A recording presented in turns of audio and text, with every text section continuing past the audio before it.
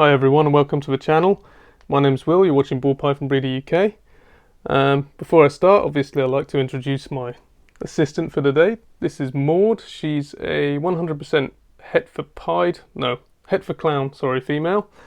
She doesn't actually look that big, but she always lays 9 eggs for some reason. So she's pretty cool. So in today's video we're going to cover bad sheds. And obviously I'm aware that on this channel I've already done a video on kind of general information on ball python shedding, and I've done a video on humidity, so I will link to those in the end of this video. But this video I'm doing today is strictly about what to do if you get a bad shed.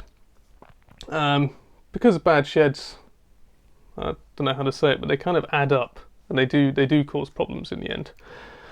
So first of all, I want to define good versus bad shedding, and get to know the terms ecdysis versus dysecdysis. So when we hear the word ecdysis, that means shedding. The etymology of the word is simply, it's an old Greek word for stripping off or casting off or molting. Well, I guess the use molting came later, but it just means stripping off or taking off, basically. And that is the general term for healthy, normal shedding in arthropods, snakes, etc. And then the term for bad shedding is dysecdysis, which is simply ecdysis with dys in front of it, dys, for dysfunctional. So dysfunctional shedding, dysecdysis, is the term for bad shedding. And this kind of, well, that's pretty simple, pretty easy to explain. But I guess what is more complicated is why bad sheds are kind of an urgent problem and kind of something that you need to deal with as quickly and as with the least stress possible for the animal, if you like. So the bad effects of dysecdysis or poor shedding are, first of all, stress, and having crinkly, dried up skin all over you and feeling it every time you move. It's pretty easy to understand how that would cause stress. And obviously with ball pythons, we all know, what does a stressed ball python do? It stops eating. Well, except for Maud, because she'll eat like any time. She'd eat as much as I let her. But generally, stress is a big cause of fasting in ball pythons, and if they're really uncomfortable, I mean, we don't want them to be uncomfortable anyway, but if they're really uncomfortable, they are going to stop feeding. At the very least, feed a bit less, but probably start fasting. So the second thing that is kind of a problem, so I've got the microphone stuck, is poor hygiene.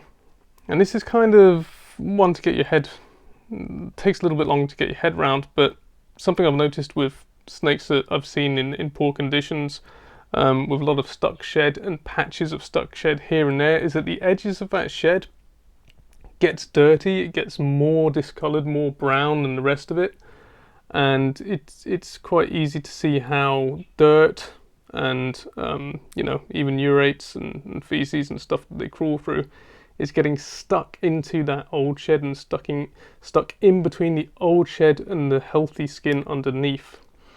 So that is something that's definitely going to be could be a contributing factor to infections like scale rot, even though you don't usually get scale rot when they're too dry. I mean, anything's possible, but it's just generally going to add to poor hygiene, and poor hygiene leads to a higher burden on the snake's immune system. Sorry, I just breathed on her and scared her. A higher burden on the snake's immune system, and one day these are all the little things that add up and lead to a sick snake, which no one wants. We don't want that. The next thing, I've actually got a list. The next thing is retained eye caps. So these scales on the snake's eyes that we see, most people call them eye caps. I think the correct term is spectacles, I believe. And some people just call them ocular scales, whereas subocular or supra or preocular rather means scales around the eye. Some people just say the ocular scale for the eye cap. Anyway, I call them eye caps. But these will get stuck on with a bad shed, and they'll kind of add up. You'll have several bad sheds in a row, and they'll have several stuck eye caps. And these eye caps is a bit weird because the skin connected to them goes in around the eyeball to a certain extent, and you're getting not just the eye cap but skin surrounding it in the junctiva. No, I suppose you can't call it junctiva in snakes, that's in humans, but anyway, in and around the eyeball. And this is, you know, something that builds up and eventually leads to eye infections, and it can, if it gets bad enough, it can make you a very sick, very sort of puffed up eyeball looking snake, and it can actually cause blindness if their eyes get infected. So stuck eye caps are something to take seriously, and they're probably one of the main concerns with bad sheds. Yeah, because I mean, the end result, blindness, is not what you want in a poor pet animal, is it? So after that, I think the last thing, it's not always a problem, but it can be a problem. Some ball pythons, they do know when they're uncomfortable with dry shed that soaking can help, and they'll actually try to soak repeatedly to try to get their stuck shed off, and sometimes they'll do that for a few hours. Now, if you're water bowl, some soaking is normal, but not for long periods of time, if you see what I mean. If their water bowl is on the cool end, you've got a snake that's, we've already established, is stressed, may have poorer hygiene, at least on itself, and is soaking in cooler water than perhaps we'd like for hours on end, depending on how cool your cool end is getting. So this again is something that is not going to be great for its immune system, and it's going to add to that burden. I'm trying to build up this picture of how little things add up and up and up and up, and the result eventually is sickness. So that's kind of the bad side of ecdysis. There's no good side to it. Anyway, back to my other list. So before we go any further, I want to take a quick look, skip over to another room or another area, and take a quick look at a shed skin, how it should look, how a healthy shed looks from a royal python or a ball python. And then after that, we'll take a quick look at how I deal with bad sheds. Okay, so if your snake has good humidity, I'm going to say, well, personally I prefer from the 65 to 70% range, I think is ideal. But anywhere from 60 to 70%, and they've got a nice little micro habitat inside their hiding place, they will generally shed and produce a shed that looks pretty much like this. Obviously ball pythons are a bit on the heavy bodied side, so it's not always complete, but this is generally what a healthy shed will look like. This is pretty standard. This one you can see that the, oh, where are they? You can see that the eye caps are still there. There's one there and one there, or that might be the same one actually. Anyway, both of them have come off the snake, so I'm happy with that. But generally you'll find the eye caps, oh yeah, sorry, there is one there and one there, I should have said. So he split the head in two for some reason, but the eye caps are there, most of the head's there. The body, there's a bit missing from the neck, it's just torn as it's shed. Like I said, they're heavy body, they often do that. The ventral scales are all there, the body is there, and there's a tiny little bit of a tear around the vent, and a tiny bit from the tip of the tail. That's quite a common sticking point, the tip of the tail, so keep an eye on that. But as you can see, 95% of the epidermis is there. So it's come off almost all in one go, and that is the kind of shed you're looking for. Sometimes you find them rolled up like a sock as well, and sometimes also occasionally with very large females, a very heavy bodied one, they might tear it into several sections while shedding.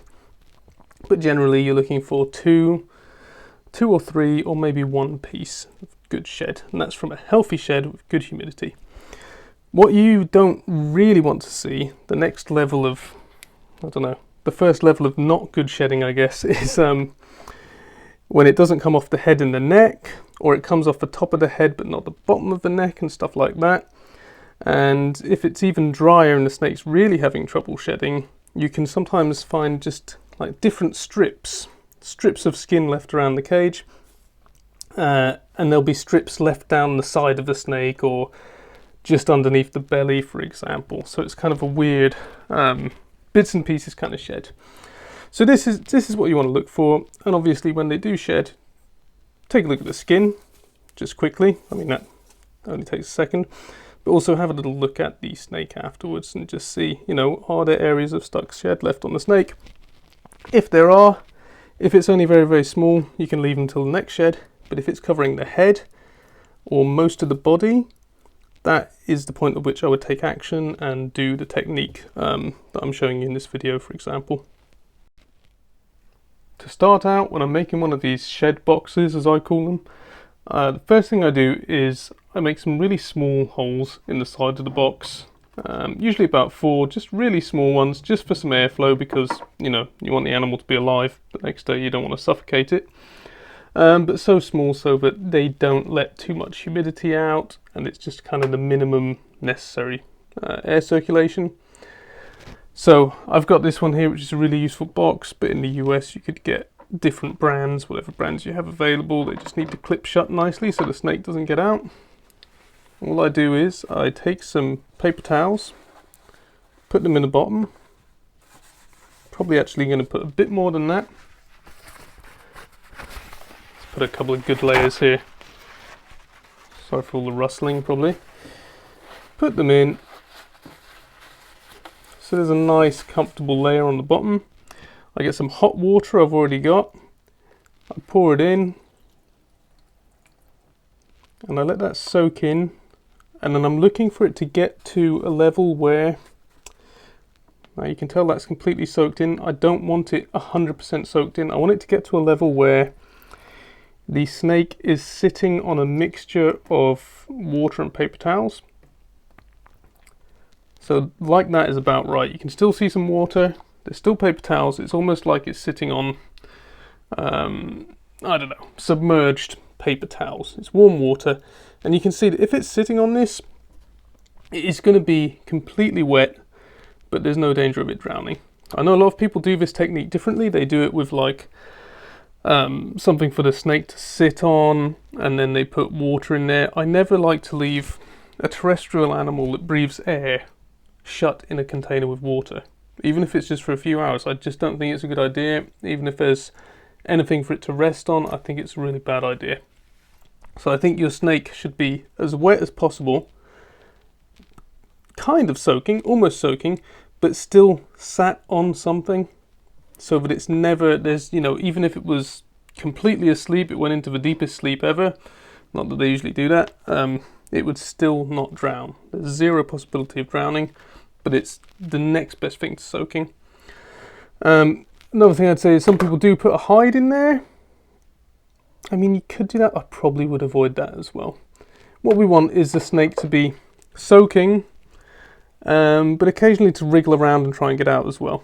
So when you do this, what you'll generally find is that in the morning, they'll have been trying to escape, wriggling around and soaking on and off, and they'll actually get most of their skin off by the morning themselves, so you don't have to sit there and try and rub their skin off and do more handling and more stress than you need to. So obviously when you've got that water in there, I said it's warm water, you do need to get your temperature gun. You need to double check it. That's still too hot. We're talking about 104 Fahrenheit at the moment. I would let this get down to about 88, 89 degrees Fahrenheit, which is something in Celsius, I've forgotten. But anyway, let that get down to around 88 to 89 degrees Fahrenheit. You put this tub, it can be a smaller tub if it's a hatchling, it doesn't matter, or it can be, slightly larger if it's a bigger snake. But you put this tub in the snake's, rather than just leaving it to one side for a couple hours, like a lot of people do. I'm sure it works for them, it doesn't work great for me. What I prefer to do is put it in the tub and put this up to the edge of their heat mat or their warm area. So it's not on the hot side, it's not on the cool side. There's no danger of the snake overheating or getting too cold. It's just in the mid-range area. Say the heat pad ends here, you just have it up to there. And that keeps it a nice even heat. And often you put the lid on and you'll find that, it does, you come back in an hour and it's nicely steamed up. But again, anytime you leave an animal in a closed container, you do need to be careful. So there's no harm at all at opening it up every few hours and checking on it. But generally what I do is I put that, as I say, almost on the warm spot, just to the edge of the warm spot, and then I leave the snake in it overnight. And 9 times out of 10 in the morning, there is almost a completely new snake. All of the shed is gone. Sometimes, occasionally, there's a tiny bit of shed stuck on the back of the neck and maybe the top of the head. And honestly, when it's just a tiny bit like that, I just leave it and I wait for, rather than, I don't like to do too much, rather than stress the snake out, handle it too much, I prefer to just leave it for the next time and make sure they get a good, really good shed the next time round. As long as most of it is gone after this treatment, I think let's end the stress there and let's leave it. So as you can see now, warm water, it's steaming up nicely. That's like a little snake sauna. Obviously we don't want it that hot, but you can see what I'm saying. This is going to be, you know, like 100% humidity in there. Let's check the temperature. Right, so now we've had a look at what a shed skin should look like from a ball python, and how ideal my method of dealing with bad sheds, which is, in my experience, very effective and safe, which is what you want.